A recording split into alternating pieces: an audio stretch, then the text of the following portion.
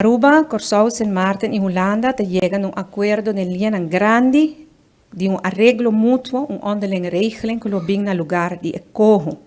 E nos últimos 2 dias aqui nós estamos tendo reunião hobby construtivo, de forma que nós que seguir trabalhando junto do reino. Me agradeci ao Premier de Sint Maarten e sua equipe por organizar a reunião aqui, que está hobby bom organizar. E também agradeci ao Premier de Curaçao e Sint Maarten e secretário de Estado van Huffelen pela cooperação para nós poder chegar a logro importante aqui. Nós chega, pues, a um acordo de princípio, riba onderlinge regeling, que também no lugar de acojo que eu proponi anteriormente, den qual tem em conta o comentário e a crítica no dia 4 do Parlamento. Essa aqui é a alternativa que Aruba, Curaçao e Sint Maarten abbiam com e agora nós chegamos a acordo de bater com algum cambio.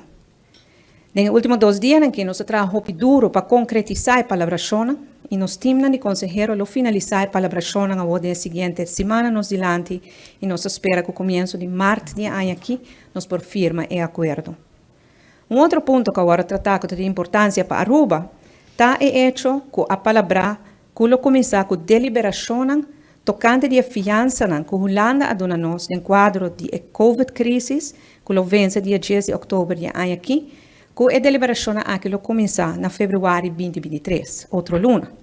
Para nós essa aqui está somente importante, para sobre a maneira que custa agora que na outubro nós temos que pagar 900 milhões de florin back que nossa presta de Holanda e está muito importante para nós ter claridade e revisar que a deliberação depois lo começar outro luna.